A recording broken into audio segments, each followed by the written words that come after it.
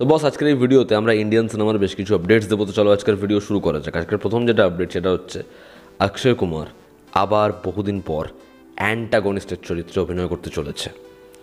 এই খবরটা কনফার্ম খবর। প্রদর্শনের পরবর্তী ছবি যেটা হচ্ছে ওপমের রিমেক, সেই ছবিতে মুখ্য চরিত্রে অভিনয় করবে সাইফ আলি খান। সাইফ আলি খান এবং অক্ষয় কুমার এই দুজনকে একটা টাইমে অডিয়েন্স দেখা পছন্দ করেছে এবং বহু বছর পর তারা আবার একসাথে কাজ করবে। এই ছবিতে সাইফ আলি খান লিড এবং ছবিতে অ্যান্টাগনিস্টের চরিত্রে অভিনয় করবে অক্ষয় কুমার। আমি জাস্ট দেখতে চাই এই দুজনের কোলাবোরেশন আবার কেমন হয়। এবং বলে রাখি, ভূত বাংলার শ্যুট আগামী সপ্তাহে 15ই মে কমপ্লিট হবে এবং অক্ষয় কুমার ভূত বাংলা শ্যুট করেছে মোর দ্যান 85 ডেজ। তো এই বিষয়পত্রগুলো নিয়ে তো আলোচনা হয় না, যখন 40 দিন নিয়ে আলোচনা হয়। তো অক্ষয় কুমার এই ছবিটা অনেক দিন ধরে, লম্বা সময় ধরে শ্যুট করেছে। এটা শুধুমাত্র অক্ষয় কুমারের দিন সংখ্যা, ভূত বাংলা টোটাল আরও অনেক বেশি দিন ধরে শ্যুট হয়েছে। তো দেখার প্রদর্শনের সাথে পরপর তার কোলাবোরেশন কেমন হয় এই ছবিগুলো। আমরা যদি পরবর্তী আপডেটে আসি তো সেটাও হচ্ছে প্রদর্শন অক্ষয় কুমার, তবে শুধু অক্ষয় নয়, সেখানে বাবু ভাইয়াও রয়েছে এবং শ্যাম রয়েছে। হেরাফেরি 3 এর টিজার নিয়ে আপডেট। সুনীল শেট্টি সে নিজে কনফার্ম করেছে যে হেরাফেরি 3 এর যে টিজার সেটার শ্যুট হয়ে গেছে। এটা নিয়ে আমি প্রায় এক সপ্তাহ আগে আপডেট দিয়েছিলাম।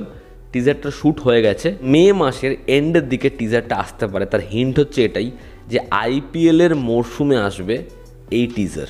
তো আইপিএলের একটা বড় ইভেন্টকে তারা টার্গেট করবে হেরাফেরি 3 এর টিজার অ্যানাউন্স করার জন্য। তো কুর্সি কি পেটি বাঁধ লিজিয়ে, খুব শীঘ্রই হেরাফেরি 3 এর টিজার আসতে চলেছে, যেটা মেবি 2026-এর এন্ডে রিলিজ হবে। যখনই আসবে সব রেকর্ড ভেঙে দেবে সেই ছবি। আমি হেরাফেরি 3 এর জন্য মুখিয়ে রয়েছি। পরবর্তী যেটা আপডেট সেটা হচ্ছে রাজকুমার পেরিয়াস্বামী, যার আমরান ছবিটা আমরা প্রত্যেকে ভীষণ পছন্দ করেছি এবং ছবিটা ম্যাসিভ বিজনেস করেছিল। তো তিনি হিন্দিতে ছবি বানাতে চলেছেন এবং ছবিটা ব্যাকিং করবে হচ্ছে ভূষণ কুমার। তো এই ছবিটা এমন একটা অ্যাকশন ফিল্ম হবে যেই অ্যাকশনের স্কেল ভাবনারও বাইরে, একটা হিউজ বাজেট থাকবে। ছবির আইডিয়া সে দুজনকে শুনিয়েছে, এক ভিকি কৌশল এবং আরেকজন হচ্ছে কার্তিক আরিয়ান। এবার এই দুজনের মধ্যে যে কোনো একজন এই ছবির সাথে যুক্ত হবে।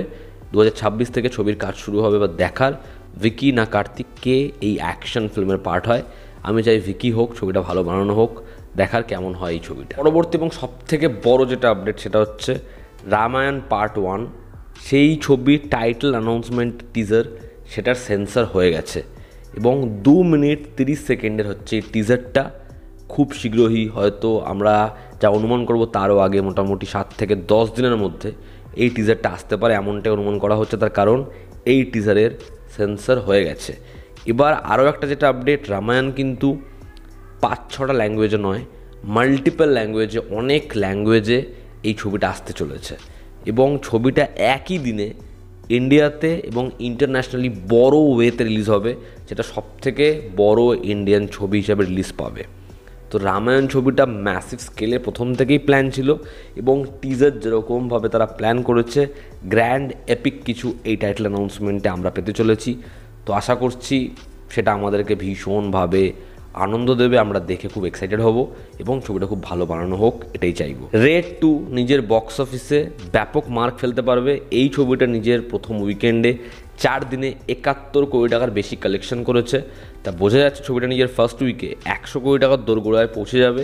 তো ছবিটার স্টার্ট ম্যাসিভ হয়েছে। একইভাবে নানির হিট 3, যেটা বক্স অফিসে 101 কোটি টাকার ওয়ার্ল্ড ওয়াইডে গ্রস কালেকশন করেছে, যেটা দারুণ স্টার্ট এবং হিট 3 নিয়ে যেরকমভাবে অডিয়েন্সের ভালোবাসা বাড়ছে, এই ছবিটা বক্স অফিসে একটা দারুণ নম্বর দিয়ে এন্ড করবে এমনটাই মনে হচ্ছে। তো এই ছিল আজকের লেটেস্ট আপডেটস। এতে তোমাদের কি অপিনিয়ন জানিও। জনতা আমাদের পাশে আছে। আবার দেখা হচ্ছে। Take care.